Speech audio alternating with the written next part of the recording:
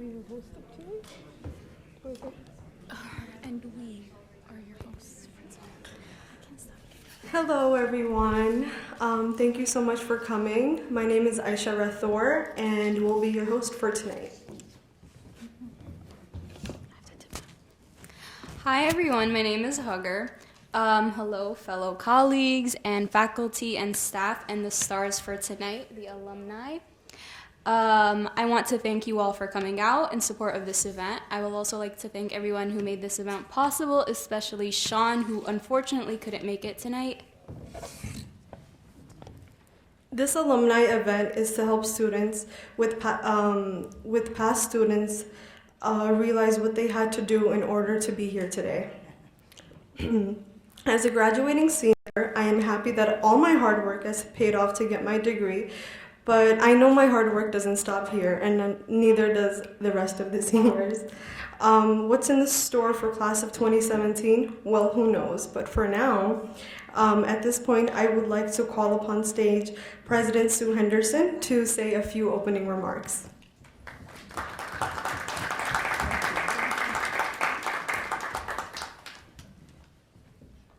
Thank you. I'll start with this. I've been the president here for 5 years, and during that time I've had the privilege of getting to meet a lot of the faculty and so many of the alumni. And there is a consistent theme with every alum I've met, every alum. They are grateful for the education that they've got from NJCU, and they're grateful for the leadership it provided them so they could go out and do what they're doing today. And so many of them are doing so many amazing things. But here we are in 2017, and you've just heard from somebody who's going to be graduating. They'll be walking in a few weeks. And here's the reality. If you look across the country today at all institutions of higher education, what they are looking for, what society is looking for, what students are looking for, what parents are looking for, is that our students can leave here and have jobs, and I mean meaningful jobs, and jobs that would help them not only get into that first position, but that second, third, and fourth. So it means here at NJCU, I've got to be able to make sure that we train somebody to be an accountant, but even more important, that that accountant can think, work in teams, understand what the liberal arts provides for us, so that they don't just stay as an accountant, unless they want to, for the rest of their lives. In other words, they become leaders. And the thing that I'm excited about with the faculty that we have here is that's precisely what they provide. There's a lot of research that we've done with surveys with students who've graduated, and that's what the recurring theme is. They have been so excited about the work that the faculty have done with them, and we think that that's an important key. There's one other data point that I think, I'm a mathematician, so I get very excited by this stuff. They surveyed it, or they looked at all the institutions in the country, and there are 4,500 of them. That's a lot. And they said, how many of you are really making a difference in students' lives? So they looked at the family incomes that you came from and what you're doing after you leave. And we are 35th in the country in bringing students from the lowest socioeconomic level and raising them up to the top. And that is something we should be incredibly proud of. So I'm going to give us a round of applause on that. And I always call that a group project because it took the efforts of not only people in the classroom, but people out of the classroom. And here's the key to knowing that 6 years from now, our graduates are thriving, and it's connecting with these alums. So I'm going to ask the students here tonight, the faculty here tonight, and the alums here tonight to know that you're part of the large family of people that continues to help the students that are currently here, the graduates who are in mid-career, who are looking for the next career, and encourage you to stay connected with each other and stay connected with us. It's an amazing place, and I'm privileged to be part of it, and really excited to hear these alums. I've met them all, most all of them, individually, and excited to find out what they're doing and learn more about how they're growing as individuals and how they can help you understand what it means to be successful. Congratulations.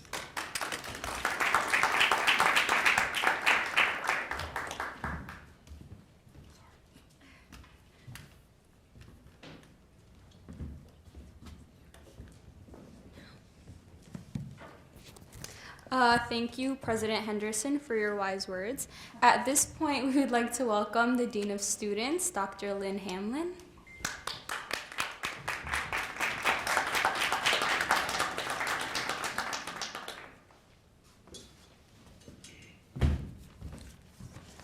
Good evening, everyone.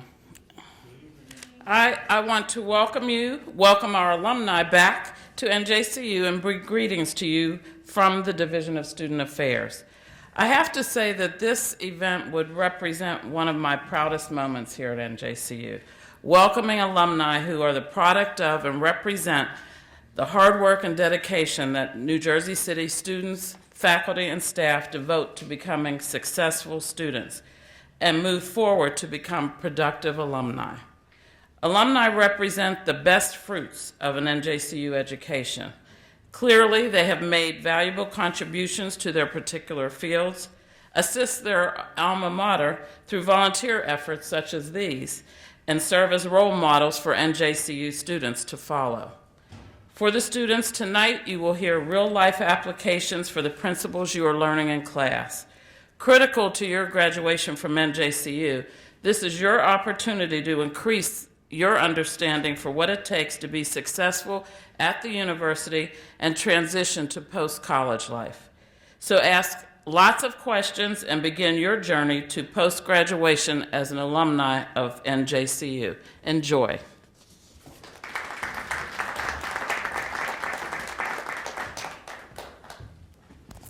Thank you so much, Dean Hamlin, for your kind words, and thank you so much for joining us tonight.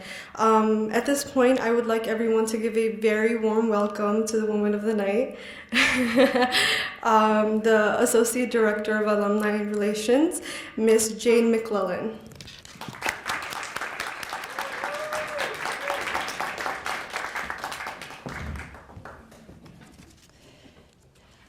Hi, everybody, and welcome.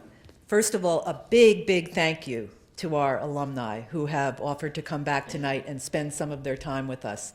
It's really a valuable gift for our students to hear your experiences based on the same foundation of an education that everyone here has had as well. So we're so appreciative of your time and your commitment to NJCU and to help our students find their way forward in their careers once they graduate from NJCU. I want to extend a special thank you to the student government organization who's co-hosting this event with the Alumni Office. And also thank you to Aisha Rathor and Hugger Mustafa, who have been so helpful setting up for the event tonight and for stepping in to serve as your SGO hosts for the evening. To the students in attendance, I hope that you will stay connected to NJCU as you move closer to graduation, taking that journey from student to alumnus or alumna.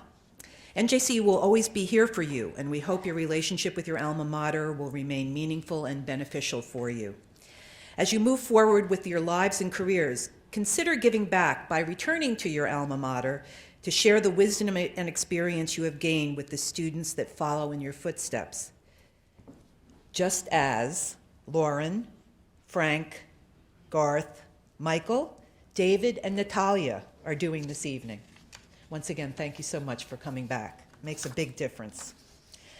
Thank you, Dr. Henderson and Dr. Lynn Hamlin, Dean of Students, for being a part of the program, and to the faculty and staff that are in attendance. Jennifer Nayeste and Sashi Sumura Timart are here from the admissions office. I'd like to point them out. And Dr. Jennifer Jones, I don't know if she's arrived yet, but Dr. Jennifer Jones is planning to be here from the Career Planning and Placement Office in case you had any questions for them in terms of your ongoing career plans once you graduate from NJCU. And finally, before we begin the program, I want to especially acknowledge two individuals. Sean McCauley, who was mentioned briefly previously, SGO Vice President, worked tirelessly on this event. It was his brainchild. Unfortunately, a family emergency prevented him from being here tonight. I can honestly say that this event would not have come together the way it did without his efforts and those of Sonalise Morel-Baker, who was involved in recruiting several of the alumni panelists, has good relationships with a lot of the panelists that are here with us tonight. Sony has since moved on to another position. I don't believe she's arrived yet, but she plans on being here tonight. She's excited about being here. But I want to thank her so much and say that we all miss you, Sony, at NJCU. Now I'd like to turn the program over to our alumni.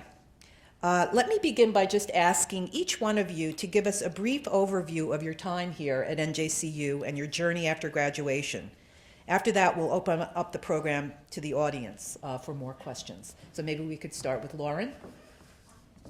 And if you could state your major and et cetera. Hello, I'm Lauren Clemente.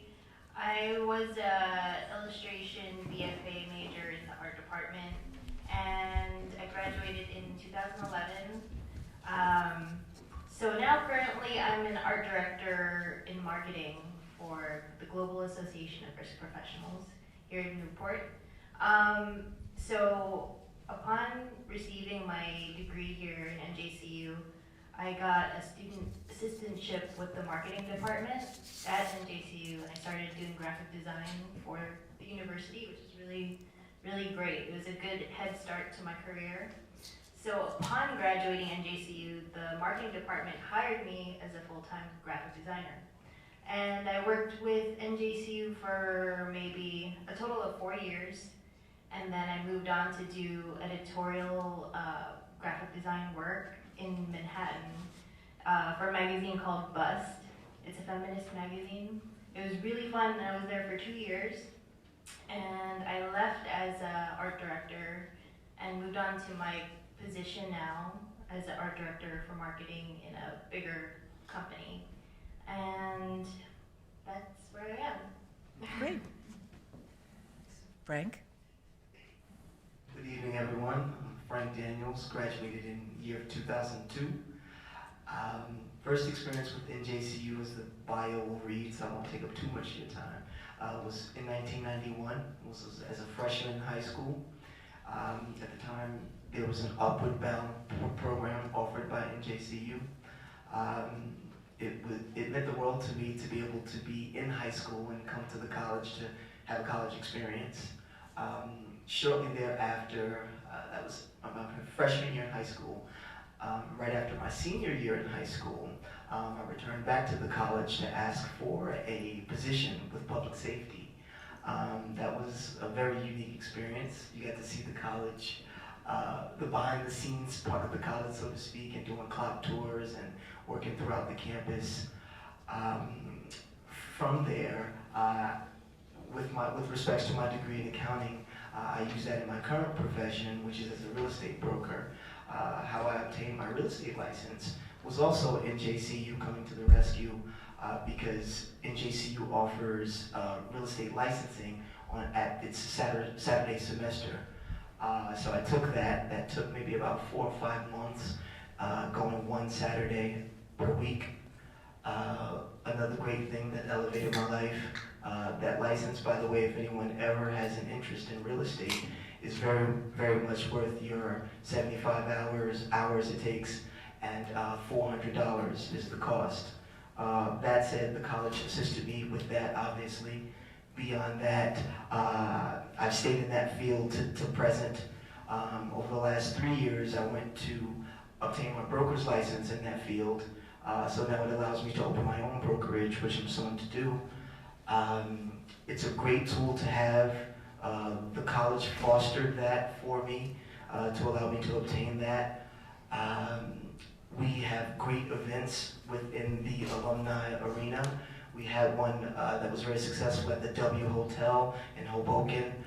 So we have really nice swanked out events. It's great that we all get together, network, and see how we can utilize each other in our own present businesses. Beyond that, as an entrepreneur, the SBA here at the college may allow you to borrow some $25,000 to $35,000 at a very, very attractive interest rate. So the school itself offers tons of resources. I would say stay connected.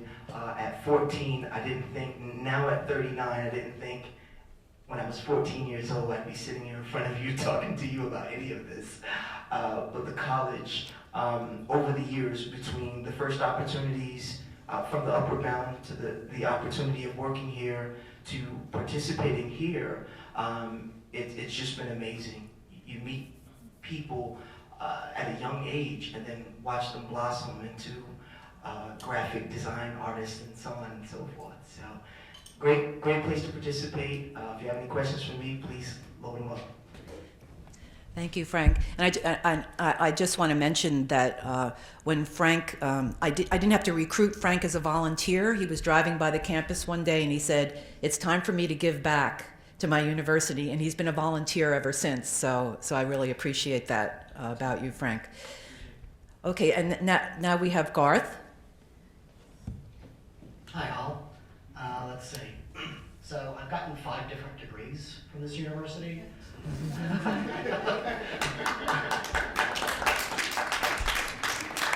That has to be a record. That has to be a record.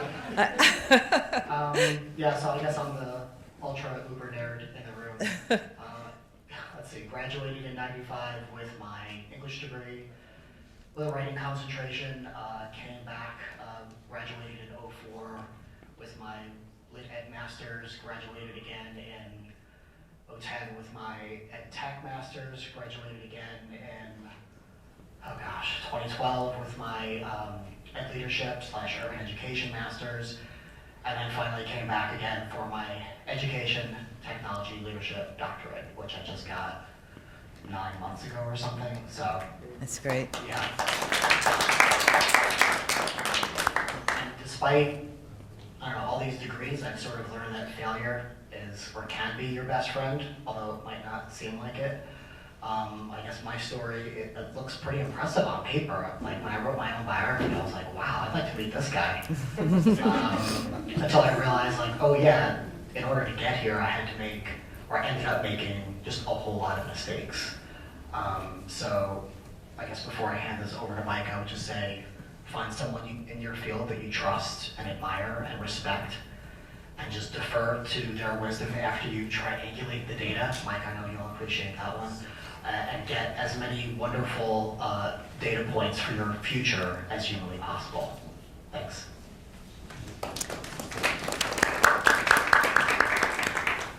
My name is Mike Kutch. I started my journey at Jersey City University after a career as a mechanical engineer. I actually did my undergraduate at Rutgers.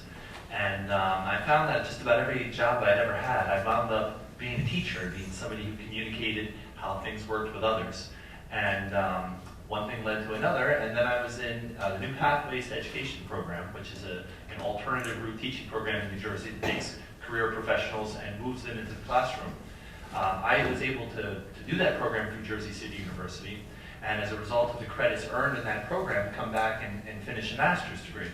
And at the time, I was naive, didn't know which direction to go, and I chose Master's in Educational Technology here at Jersey City University. It's a program that can be done both online and in person on Saturday sessions. And I completed that degree. One thing led to another, and I finished up with Garth in the same cohort, the doctorate in technology leadership just last year, where you guys are going to be just a couple of weeks. I work as a high school physics and engineering teacher at Watchung Hills Regional High School, which is a district up here in Somerset County, New Jersey. And I'm just thrilled to be able to use the things that I've learned here to help my high school students, to help them understand how college works, how the research process works, to help them understand how data is acquired, and not just in a science classroom, but across professional life in all fields. And so I'm definitely indebted to what I've received from Jersey City University and the friends and colleagues that I've built along the way. Thank you. David. Good evening. So first I'd like to thank you, Jane, and Dr. Henderson and everyone else at NJCU for allowing me to speak, actually, because my wife doesn't let me speak, so this is actually pretty weird. So my track here at NJCU is a little bit different. I graduated in 2010 from this fine institution with a degree in history. Actually, one of my greatest professors is right over there, Dr. Bartnick. So thank you for this, because you were instrumental in allowing me to be here. So once I graduated in 2010, I was also attending Seton Hall University as part of their ROTC program. So I commissioned as an Army Intelligence Officer, volunteered to deploy to Afghanistan, where I was deployed to Kunar Province. So there's been a couple movies, like Restrepo and some other ones that were filmed there. When I got back, I volunteered again to deploy to Afghanistan. This time I was in Aruzgan, where I worked with the Australian Department of Foreign Affairs and Trade, Department of State, aid, you name it, I mean, every three-letter agency, where I did a lot of programs and projects on reintegration. We did a lot of work with Women Initiative, small business, microfinancing, microcredit issues. When I came back from Afghanistan, I was hired at JP Morgan, where I worked in the global financial crimes practice. I subsequently left JP and joined the Bank of Tokyo, where I was the head of client onboarding for Latin America.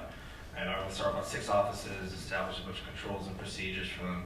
And now I currently work at Ernst & Young, where I am a senior consultant there in their financial crimes practice. So long story short, where does that leave me, and where does that leave you, right? I was in your shoes about 6 years ago, just like eating that free food in the back and listening to a bunch of panelists, speak about where they've been and what they've done. But one thing that I will say, and one thing that I will mention, is that take this opportunity. It's been mentioned here before. Take this opportunity to connect, because that's something that a classroom is not going to teach you. It's not going to teach you, to rise up and walk up to one of us, or walk up to your teacher and ask, hey, how did you do it? How can I be in your shoes? How can I not make the same mistakes that some others have and graduate on time? Right? So these are all things that I look forward to, or at least hoping to answer some of your questions. So thank you. Thank you. Natalia? Hi, I'm Natalia. I'd like to start off by saying thank you to everyone for putting this together. This was wonderful. I come from a place of pure gratitude when I think of NJCU. I started off graduating from Rutgers in 1999 with a degree in psychology and English. And I somehow ended up working at brokerage firms in Manhattan. And that was fun, and it was great. It was a wonderful experience. Life led me to California. I had what I refer to as my quarter-life crisis. I said, I can't do this, 5 days a week, every day for the rest of my life. I've been to so many happy hours. Enough is enough. So I was very irresponsible, financially irresponsible. I cashed out my 401k, and I said, I'm going to move to Santa Monica, and I'll just figure it out. So I did that, and it was a wonderful experience. I was a little more financially savvy this time. I got a job right away. I worked, I saved my money. Family brought me back to Jersey City, back home. And when I returned, my girlfriend said to me, there is a need in the community for centers that offer early learning abilities for children. So she and I started what is now 10 years, a preschool and daycare in Lyndhurst. It started off as a very, very small venture, nothing that I could financially live off of. So I still had to work. Now, my parents are from Ecuador. They came here 48 years ago as immigrants. Didn't speak English. My father taught himself how to speak English, learned English, and enrolled in what was back then Jersey City State College. And he graduated here. And so when I was thinking about, okay, we have this budding business that we're so excited about, that we believe in, what can I do? And nursing always came to me, and I said, no, I can't do that. I can't do nursing. That's too much. I'm not strong in science. And I thought about it, and then I saw the accelerated nursing program at NJCU. And my father nudged me, and he said, wow, Jersey City State, and now it's NJCU. Go for it, go for it. It was the best decision I've ever made. And I'm grateful to Rutgers, but the opportunity to speak at alumni panel, I jumped at it for NJCU. And I hope to do it time and time again. I had wonderful professors. It was such a supportive environment. I have so much to thank for Dr. O'Neill, who's here, and they motivate you. They make you feel like you can really do it. I graduated with my RN BSN in 2011. They really set you up to succeed, by the way. You know, you finish the program and they give you this intensive 3-day kaplan course, and you know, a few days later I took my nursing boards, and I was 9 months pregnant because I met my husband in California, you know, when I was having fun. I took my nursing boards, 9 months pregnant, gave birth to my son, and 3 months later, the first job that I applied for is where I am today.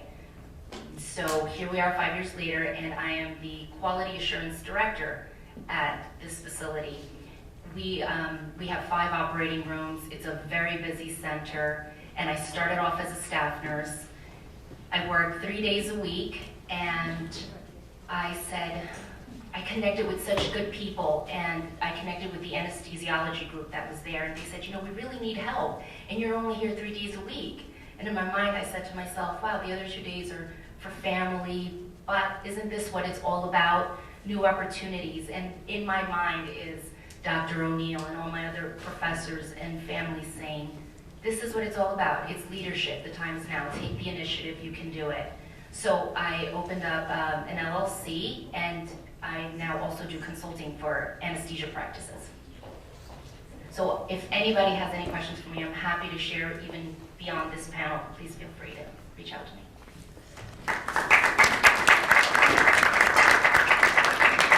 Thank you, everyone. I think there's a common thread here. I feel that there was a gratitude to the school for the foundation that you received here, and then you took it and ran with it and were successful in your various fields of endeavor as a result. So what I'd like to ask is for those students who are looking at their career coming up, looking at graduating from NJCU, now's your perfect opportunity. Does anybody have a question for the panelists as far as career moves, your future, what do you need to know? Please, somebody ask a question. Oh, hi. My name is Nicole Marte, and I actually recently just graduated this past December from NJCU with an international business degree. My question for anyone who's willing to answer is, what are some tips that you guys could give someone, and what was it like being in my position that you recently graduated? How did you get the ball rolling for your career, and do you have any advice for me or all of the rest of us who are graduating soon?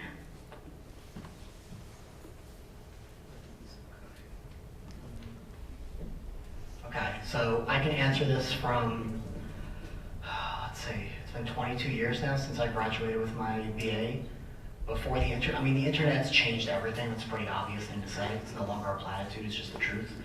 But I mean, when I graduated, I was 22 and pretty much completely clueless. Didn't know what to do, was so frustrated with my life, really wanted to move out of my home and just get my life going. So other than like, you know, I don't know, pound the pavement and hitting the newspapers, or like knowing someone, because it is Hudson County after all, I really had no idea what to do to get my life started. So it's almost like you're getting this from like a person 22 years ago who had no clue. Now, I hate to say like you have the world at your fingertips, but there's NJ.com, like even I'm on NJ.com. I mean, for me, there are other different, you know, online sources like highered.com or something like that. Right. Yeah, somebody will tell me later. Yeah. You know, basically, like you have all of this. I don't know, like literally a world of resources at your fingertips. I mean, I would say like network, as Frank was saying before, and find out like what are some of those resources out there for you to take advantage of, exploit totally. So I'm sorry if that wasn't helpful, but like you're in a much better position now than I was in '95. So congratulations. Congratulations. I would say coming out of graduation, you come out with a a really good skill set, and I would recommend volunteering that skill set to your peers, people in the community, just kind of like whatever you feel really confident and good at. It's kind of networking in a way, but also using what you've learned in the real world, and that's how you really gain the experience that you want to propel yourself. So I would volunteer your time, and then when you start working with people, that kind of opens up so many opportunities, like, oh hey, I really liked working with her, and you know, she's great, or they'll recommend you to somebody in a passing conversation, or even somebody will think about you 5 years later and be like, oh my god, you know what? Let's reach out to her. So I would volunteer your time, and that just gives you plenty of opportunities in the future. I'd like to second that by saying, with respects to networking, definitely it's easier to land a job while having a job.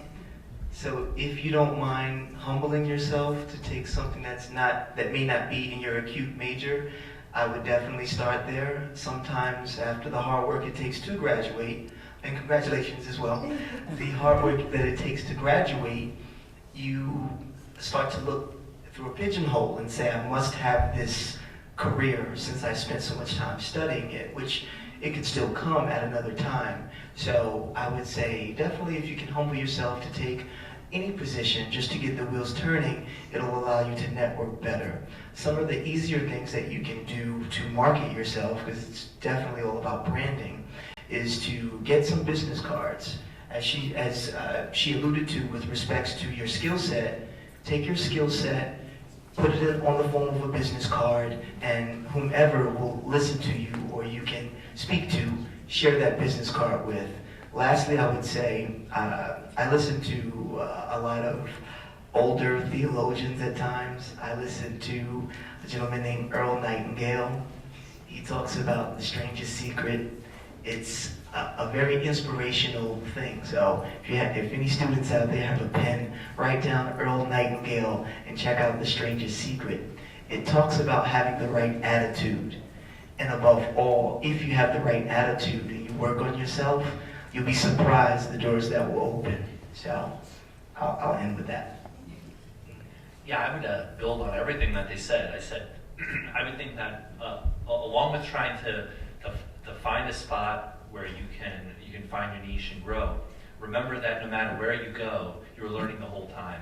And I think the thing that struck me in the very beginning was how much I learned in places outside of the classroom that came in handy or was useful in other situations.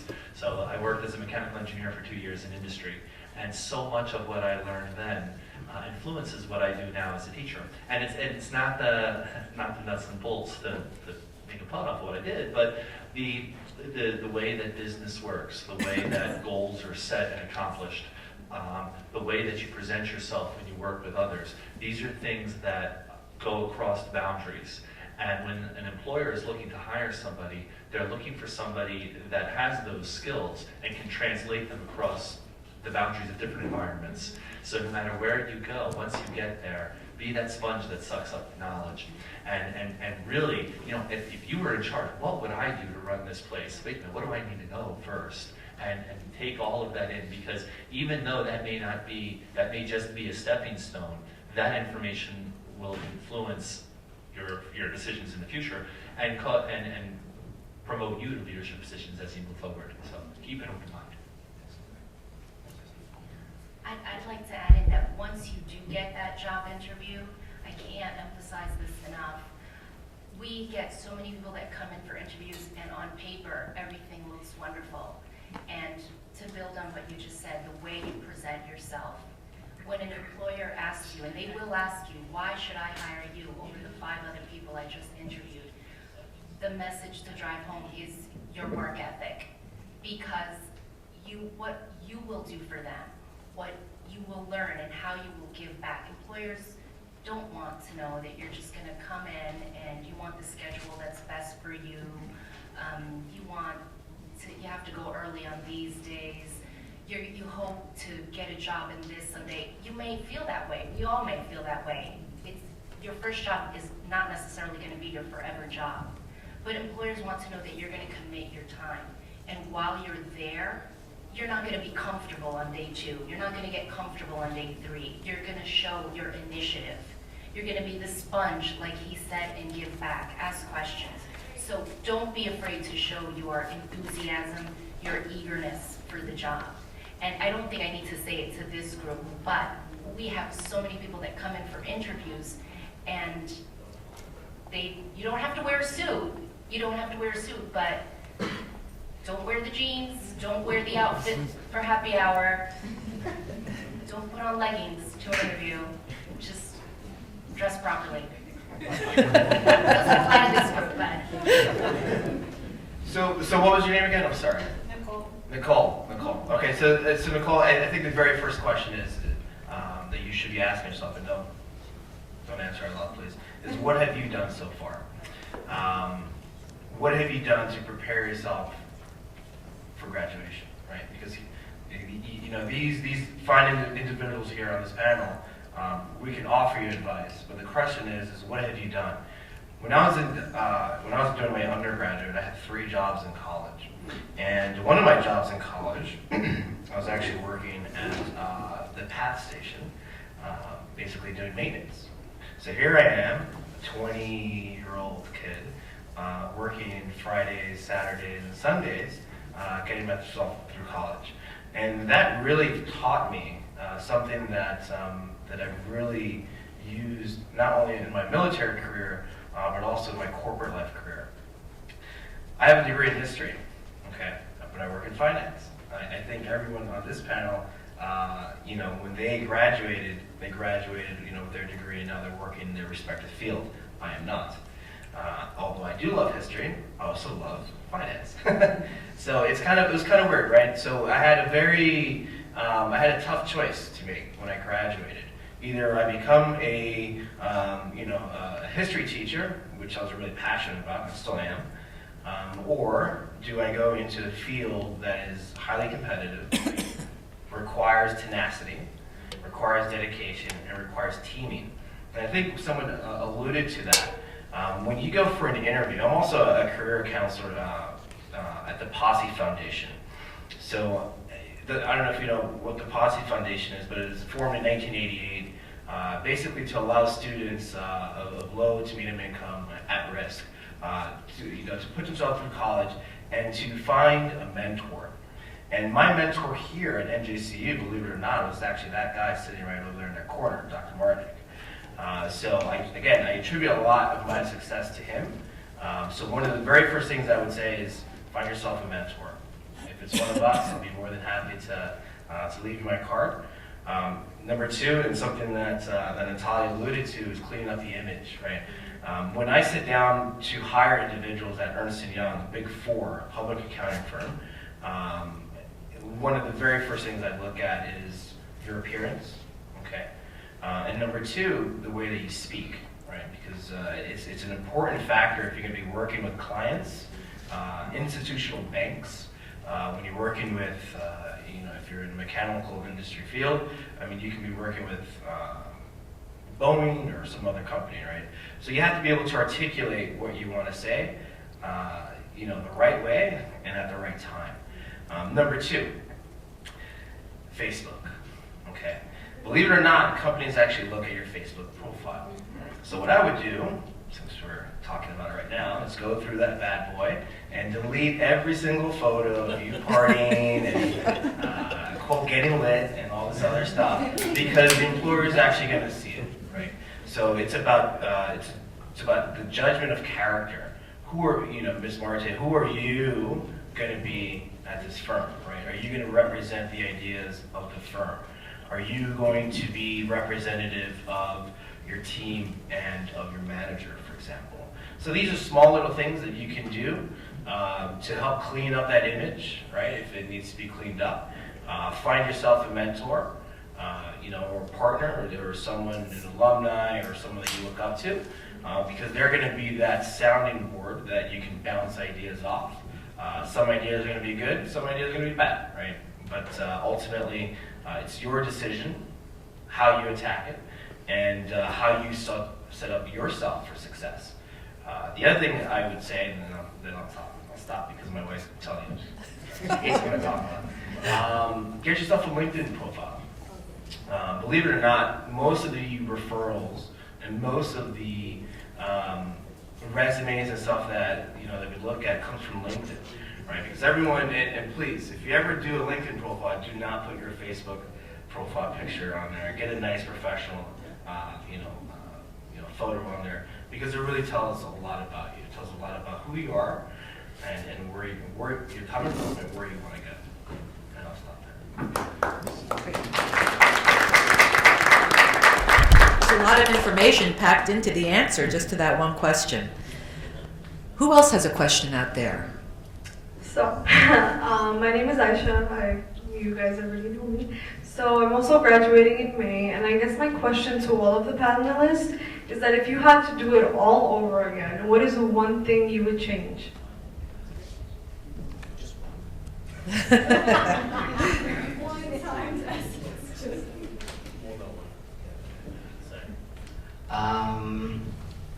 So I started on my path because we had this great professor in the English department. She retired a couple of years ago, Emily Burgess. Just amazing. And in my senior year, she walked over to me and said, you should teach college. I think you'd be really, really good at it. It was probably the best thing and the worst thing that I could have heard. I wanted to help people, I wanted to teach, and so as soon as that seed was planted, that's absolutely all I wanted to do. So my course was set. After I graduated, I went to go get my master's so that I could come back and teach at the college level. But looking at things now, there's no way anybody was going to take me seriously. Again, 22, and I just didn't have the social skill set that I do now. So if I could do it all over again, I would have taken one extra year, gone for my certification, and this was back when actually there were jobs galore out there for teachers. Now, it's a different story. So I think now if I were graduating, I'd probably go for my special ed cert, get as many certs as possible, teacher of the handicapped, ESL, and then just make yourself into like one incredibly useful candidate. That's what I would do all over again. Thanks.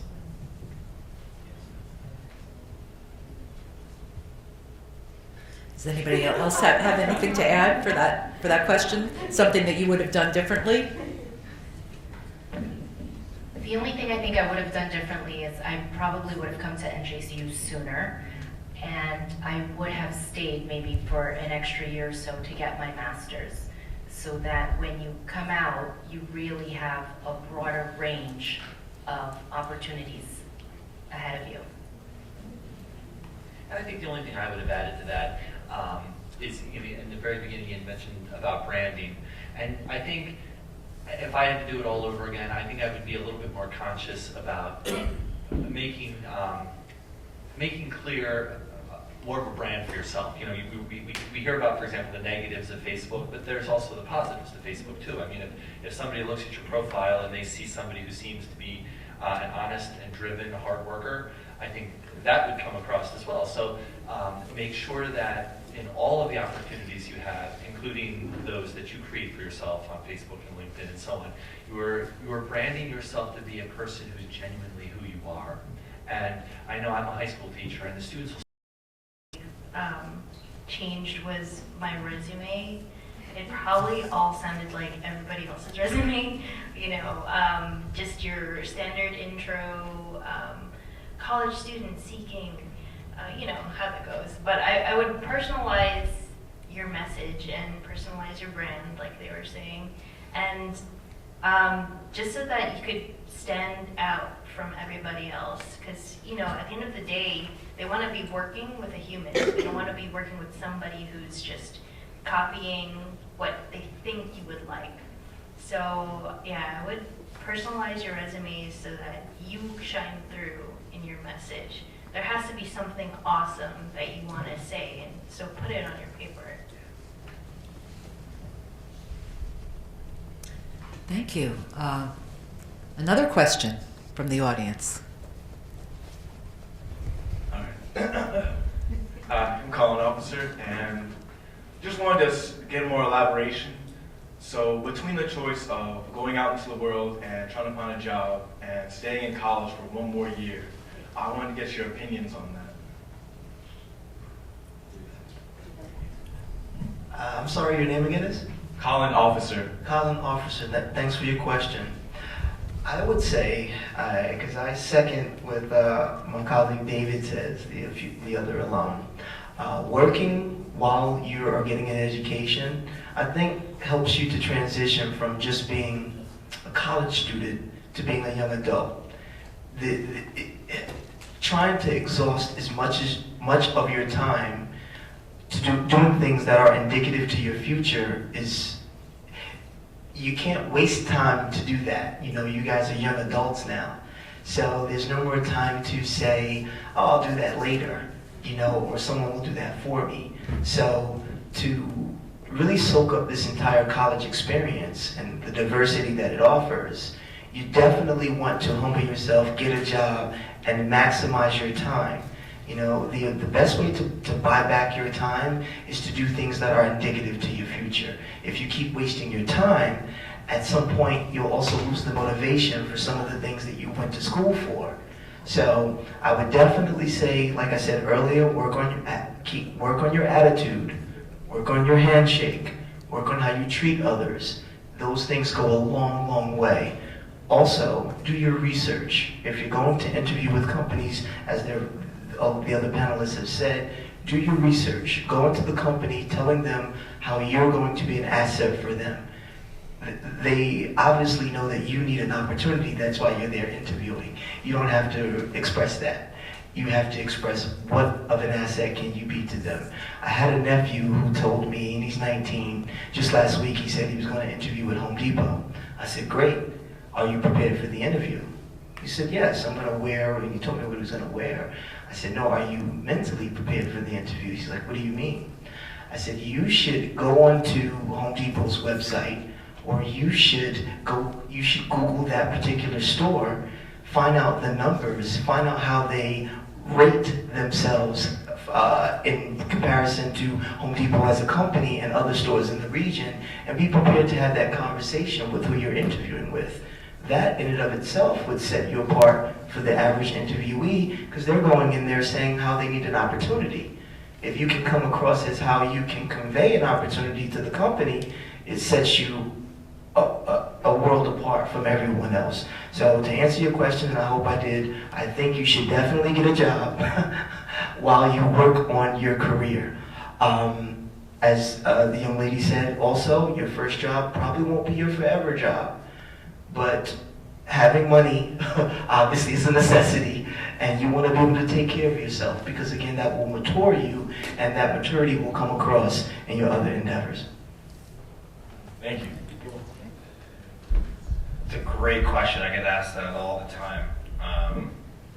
So currently, I'm actually in school. I'm actually in graduate school at Seton Hall, doing my master's in diplomacy and international relations, the concentration post-conflict analysis and sustainability. On top of that, also working at a Big Four. So what I would say is, very short, get into the workforce, then go to school. And when that happens, your goal is for that company to send you to school, right? I mean, why? I mean, think about it. So college is just like another business, right? After your bachelor's, right? You need your bachelor's to get into the door, right? A master's is an added benefit, but you know, with experience, as was previously stated, that's where you really set yourself apart. Because if you really think about it, how many kids right now are graduating with their bachelor's and immediately going to go get their master's? Okay, and then when they come to EY or the Bank of Tokyo or JP Morgan or another IB, you know, we require 3 years of experience. Well, guess what? You don't have 3 years of experience, right? So what do? Well, what can I do? Okay, so the very first thing is, right, think about it. So if I just graduated, get myself a job, right? What's your major? Psychology. Psych, okay. What do you want to do with it? I wanted to be a counselor and open my own private practice. Great, awesome. That's exactly the type of people that we want to see because you have an entrepreneurial spirit. So work on that and please let me know how I can help you. So once you begin that track method, right, or that, you know, that goal, and you align yourself with an organization or a foundation, have them paid for the school. You know, so these are, you know, little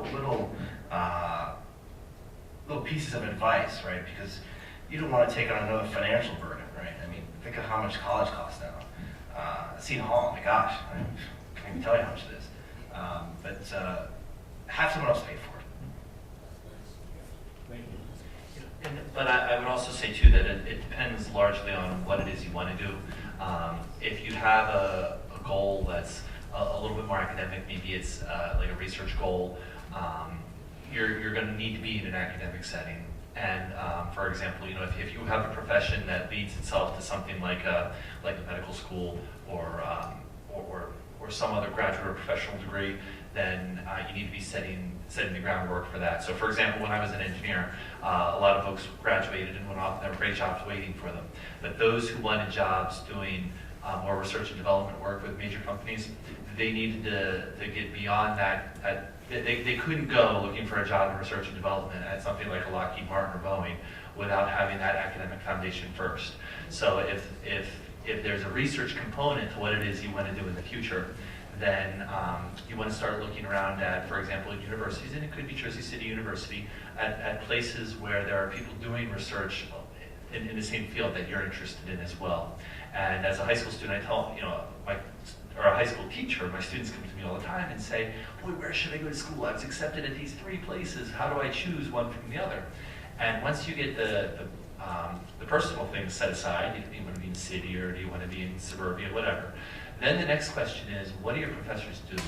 And the great thing about a professor is they do research, so they do publish. And it's a good idea to just, if the academic route is where you want to go, take a look at what the professors in your prospective schools are publishing to see what it is that they're doing. And that can help distinguish one school from another, because it's more than just a dining hall and a nice, you know, residence hall that makes the school what it is. And a look at what your professors do is a way of distinguishing one from the other. I'd like to add, Colin, your end goal really resonates with me, especially because of the entrepreneurial spirit that you have there, and you want to have your own, you want to be your own entity, and you want, right? So consider this, because I have a psychology degree from Rutgers. Along the way, I also worked briefly at the Board of Social Services, and we have this in every county, Hudson County, Bergen County. So consider the Civil Service Commission, where you can often find jobs through there. And I worked for a little while. It wasn't for me ultimately, but the psychology degree opened that door for me for child support and paternity. The Civil Service Commission has so many different branches that lead you to opportunities in psychology, in social work. And once you're in, not only do you get great benefits because it's a government job, but they will pay for your school. And you start to make contacts and learn about how insurances and payers like Medicare will pay you as your own entity for patients you may have in the future.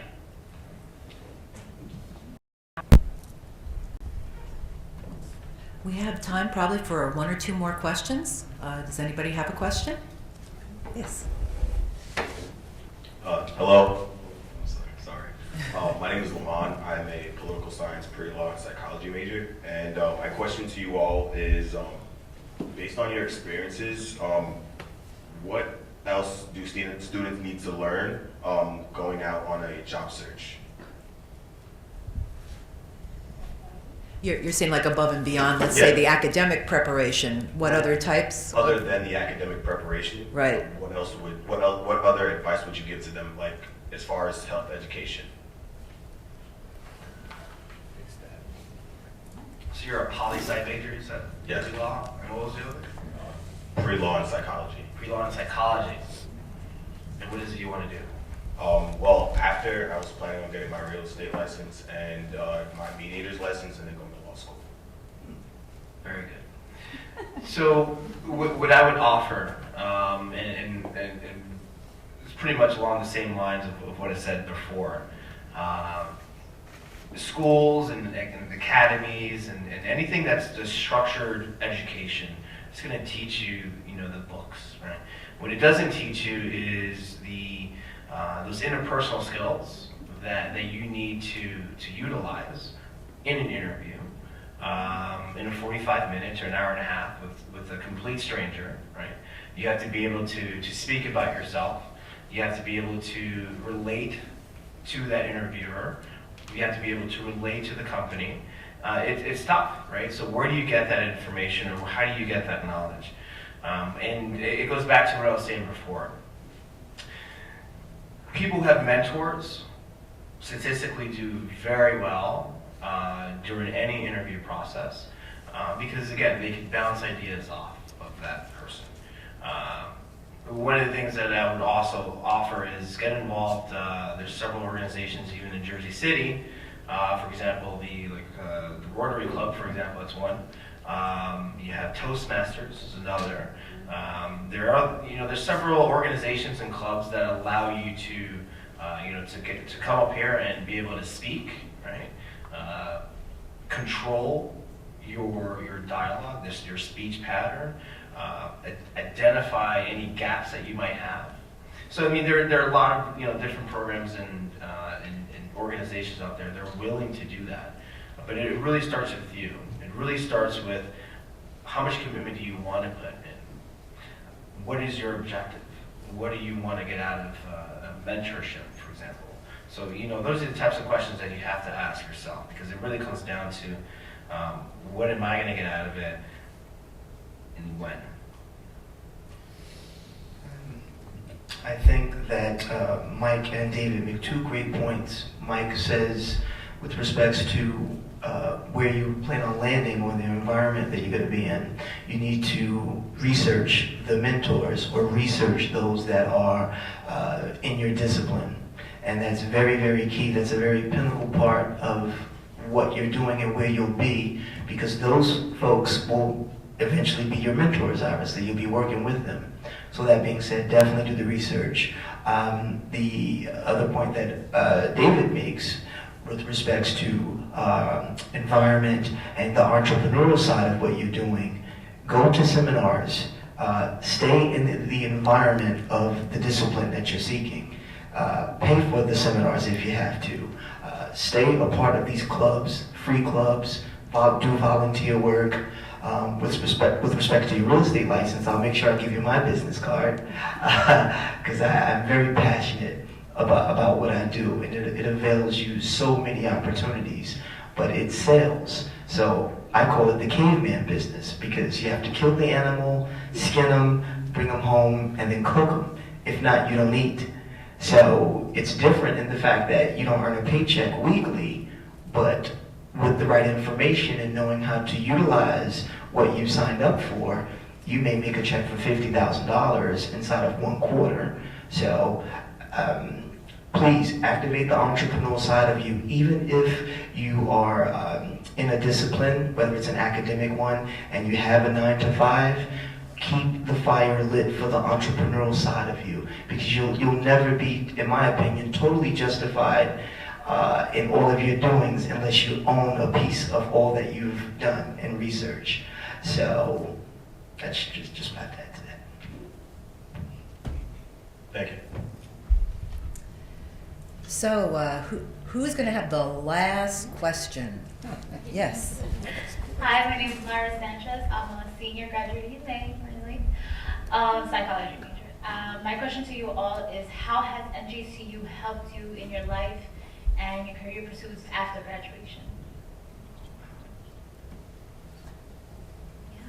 Yeah. I'll be quick. It has not stopped helping me. So from the beginning, like I said, the Upward Bound experience, it put me in an environment of diversity. So that was in my high school world. About 18 or 19, I really needed a job, and I came and applied, and I got a security position here. This is the first security position that I had with benefits from this college. So at 19, that meant the world to me. I think I was making, I don't know, maybe $11 an hour, and in 1997 or 8, that was the world to me, to be able to have that, and then also pursue what the other things that I was doing. So from then till now, we network, we have great events. Jane always calls us. She's like, hey, we're putting on the next event. Are you coming? So it's great. And some of the alums that I'm just meeting tonight, I plan to do business with them. I'm going to have their cards. They're going to have mine. And we're going to continue to network. So it never stops. As long as you apply yourself, it never stops. So I want to speak to the whole fact that NJCU is a community and that Jersey City is a very diverse community. When I went to work in Manhattan, it was a rat race. It was very hard to connect and really have a good working relationship with people. And I've experienced working here at NJCU and having mentorship and having a set of people that you could fall back on, people who are actually want to help you out and will recommend you to other people. So I just want to emphasize that you have a community now and hold on to it, because it's not really easy to get that outside of Jersey City. So in a way, I'm still really good friends with people from NJCU, working here, being a student here, and that kind of never goes away unless you push it away.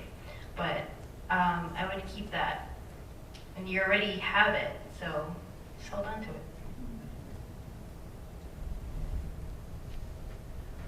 Anyone else? I'd just like to say, I had a couple of really wonderful professors when I was here, all 5 times. And really, that is a record. Well, I don't. I got bored. What can I say? I don't think I'd be where I am today if it hadn't been for those people, and I certainly attribute, well, at least half of my success to them. The other half to, blood, sweat, and tears. But it was a wonderful place. It is a wonderful place, and that's probably why I keep coming back.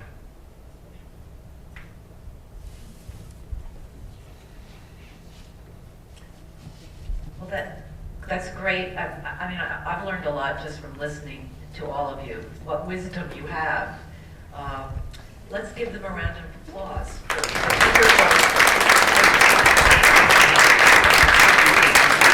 the wonderful sharing.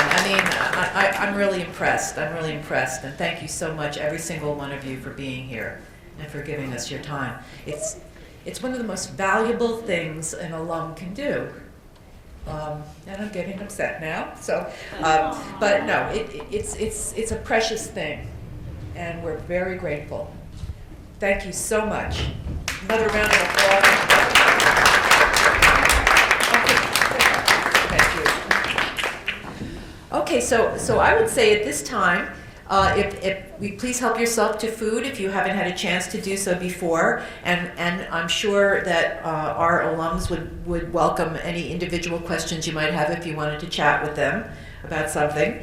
And first, I just wanted to ask if we could quickly take a photo with the alumni, myself, with Aisha and Hugger, and maybe I could ask if Paul could help us with that photo. So once again, thank you, everyone. Please stay and enjoy the food. Thank you.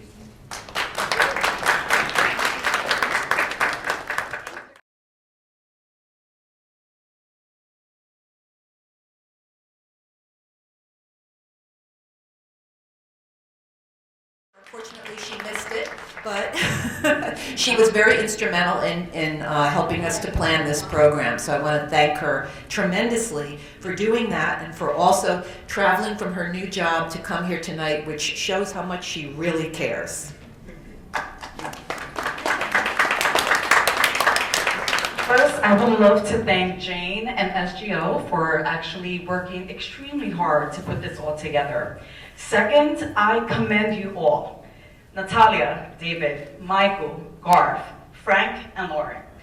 You have shared your stories, your journeys, your passion, and that is something that is extremely valuable. I have to say that I'm extremely close with many of these alums and alumna that are sitting at the panel today, and I have to reiterate some points that they made. Networking is essential. I have to admit that NJCU is indeed a community.